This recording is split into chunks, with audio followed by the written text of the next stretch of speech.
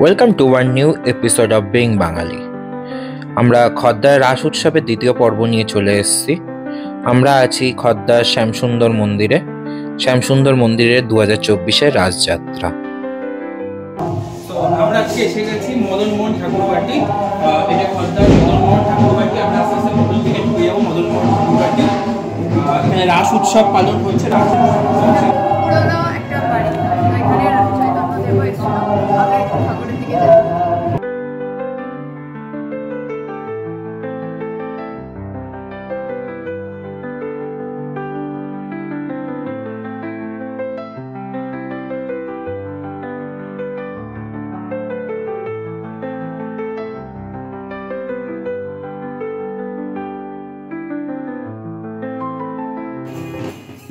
এটি হলো খদ্দার শ্যামসুন্দর জিউর মন্দির।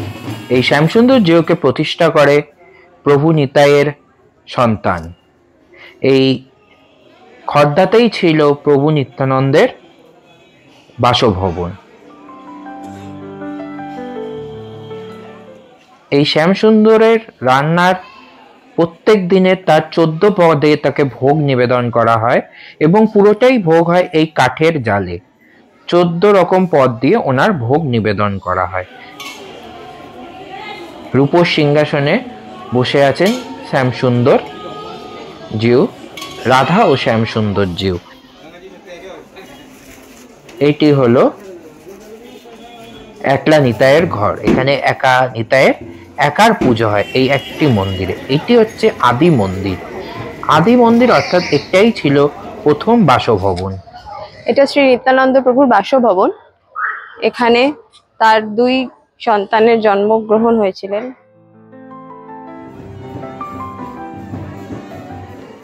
শুরু হয়ে গেল রাসযাত্রা। রাসের দ্বিতীয় দিন ঠাকুরকে দোলায় চড়িয়ে নিয়ে যাওয়া হবে মূল মন্দির থেকে রাসমঞ্চে। সুন্দর শোভাযাত্রার সাথে ঠাকুরকে নিয়ে যাওয়া হয় মূল মন্দির থেকে রাসমঞ্চে। এই রাসের একটি বিশেষত্ব আছে। এই রাসের সময় এই ঠাকুর যখন মূল মন্দির থেকে রাসমঞ্চে যান তখন প্রত্যেকটা বাড়িতে উনি যে পথ দিয়ে যান সেই পথের প্রত্যেকটা বাড়িতে উনি দেখা করে যান। অর্থাৎ প্রত্যেকটা বাড়ির ভক্তের কাছ থেকে উনি পুজো গ্রহণ করতে করতে যান। এখানে উনি প্রত্যেকটা ভক্তের বাড়ি এসে উপস্থিত হন। এটা একটা খুব সুন্দর দেখার বিষয়।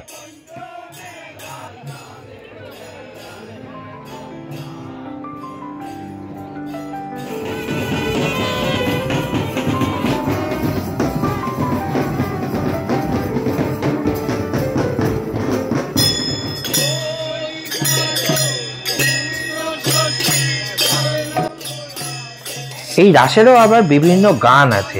ঠাকুর যখন মন্দির থেকে রাসমঞ্চে যায় তখন একরকম গান, এবং রাসমঞ্চ থেকে যখন মন্দিরে আবার প্রত্যেক দিন সকালে আসে তখন একরকম গান।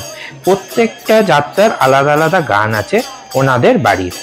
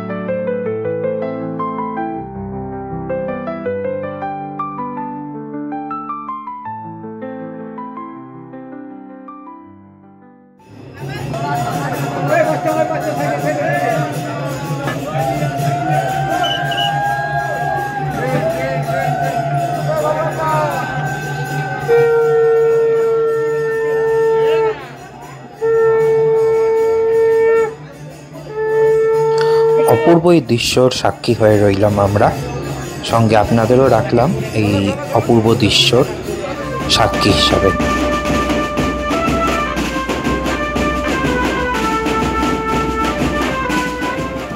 এখানে আপনার মা কালী, শিব, আবার অসুরও সেজেছে, এইসব সেজেও আছে।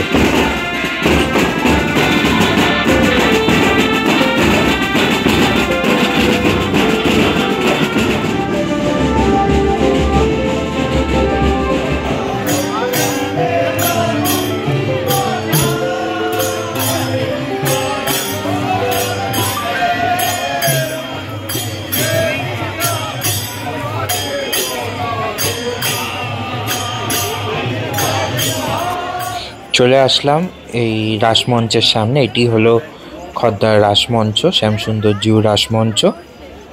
এখানে একটি ছোট মেলাও বসেছে রাস উপলক্ষে।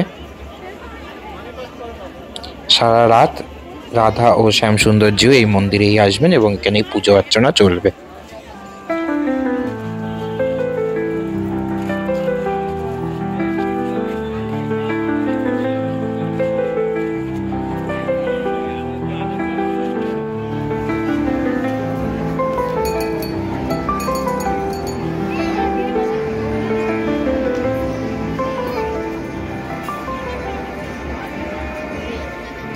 রাসমঞ্চের এই সিংহাসনে বসে ওনাদের সারা রাত ব্যাপী পুজো চলবেন এবং ভোরবেলা আবার মন্দিরে ফিরে যাবে।